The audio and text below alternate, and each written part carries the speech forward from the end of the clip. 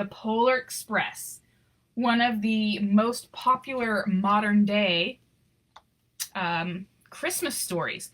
This particular version I have is the 25th anniversary, and it comes with the DVD, well, not DVD, CD of the read by Liam Neeson. Wow. Okay, here we go. On Christmas Eve, many years ago, I lay quietly in my bed. I did not rustle the sheets. I breathed slowly and silently. I was listening for a sound a friend had told me I'd never hear, the ringing bells of Santa's sleigh. I'm trying to get it to where there's less glare on here. There is no Santa, my friend had insisted, but I knew he was wrong. Late that night, I did hear sounds, though not of ringing bells. From outside came the sounds of hissing steam and squeaking metal. I looked through my window and saw a train standing perfectly still in front of my house. So Mary, my dog Max, is sitting on my lap watching me. I'm glad you're having fun. Beth, I've been homeschooling for a year now, so I try to find a fun holiday-themed stuff. Awesome. Maybe you'll get to win the holiday box. Make sure you're on the wait list for that. It was wrapped in an apron of steam. Snowflakes fell lightly around it. A conductor stood at the open door of one of the cars.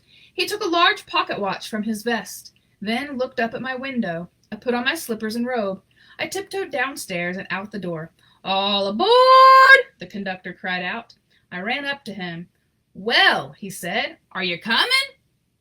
Where? I asked. Why, to the North Pole, of course, was his answer. This is the Polar Express. I took his outstretched hand, and he pulled me aboard. Perhaps I can just read it from way back here so I don't have to crane my neck so badly.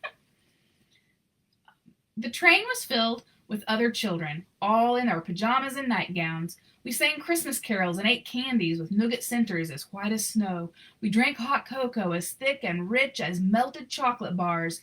Outside, the lights of towns and villages flickered in the distance as the Polar Express raced northward.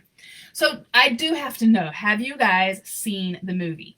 Because if you have seen the movie, you will know that this scene is like a full-on scene in the movie with music and everything. That one is a lot of fun. And so also at the schools, they have hot cocoa. Soon there was no more lights to be seen. We traveled through cold, dark forests where lean wolves roamed and white-tailed rabbits hid from our train as it thundered through the quiet wilderness.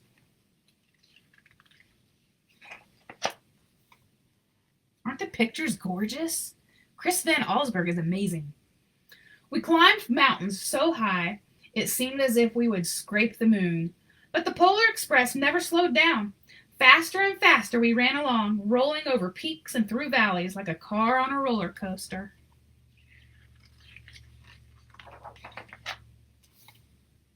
The mountains turned into hills, the hills to snow-covered plains. We crossed a barren desert of ice, the great polar ice cap. Lights appeared in the distance. They looked like the lights of a strange ocean liner sailing on a frozen sea.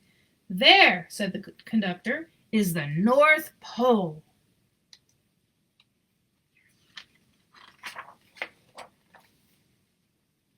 The North Pole. It was a huge city standing alone at the top of the world, filled with factories where every Christmas toy was made. At first, we saw no elves. They are gathering at the center of the city, the conductor told us. That is where Santa will give the first gift of Christmas. Who receives the first gift? We all asked. The conductor answered, he will choose one of you. Yeah, the movie is fun, but it's got a few sad parts. Or touching parts, we should say. Look, shouted one of the children, the elves! Outside, we saw hundreds of elves as our train drew closer to the center of the North Pole. We slowed to a crawl. So crowded were the streets with Santa's helpers. When the Polar Express could go no farther, we stopped, and the conductor led us outside. Now, if you get a close-up, you can see all the elves. All that red. Isn't that crazy?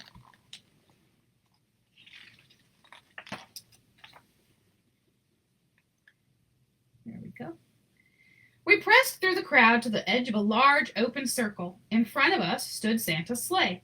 The reindeer were excited. They pranced and paced, ringing the silver sleigh bells that hung from their harnesses. It was a magical sound, like nothing I'd ever heard. Across the circle, the elves moved apart, and Santa Claus appeared. The elves cheered wildly. He marched over to us and pointed to me, said, "Let's have this fellow here." He jumped into his sleigh. The conductor handed me up. I sat on Santa's knee, and he asked, "Now, what would you like for Christmas?"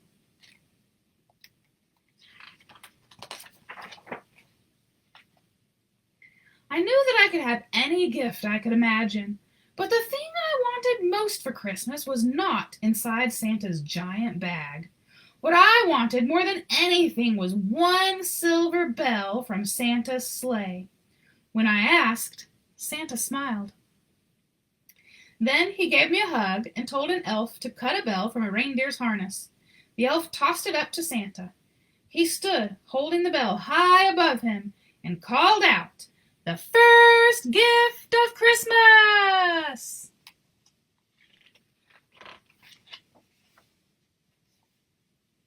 A clock struck midnight as the elves roared their approval. Santa handed the bell to me, and I put it in my bathrobe pocket. The conductor helped me down from the sleigh. Santa shouted out the reindeers' names and cracked his whip. His team charged forward and climbed into the air. Santa circled once above us, then disappeared in the cold, dark polar sky. All these elves. Whew, that's a lot.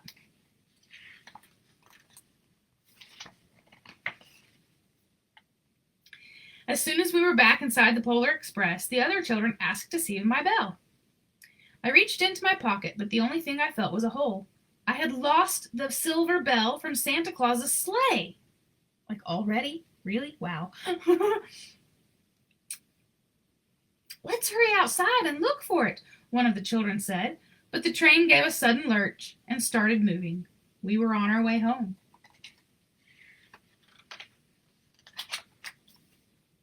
It broke my heart to lose the bell. When the train reached my house, I sadly left the other children. I stood at my doorway and waved goodbye. The conductor said something from the moving train, but I couldn't hear him. "What?" I yelled out. He cupped his hands around his mouth. "Merry Christmas!" he shouted. The Polar Express let out a loud blast from its whistle and sped away.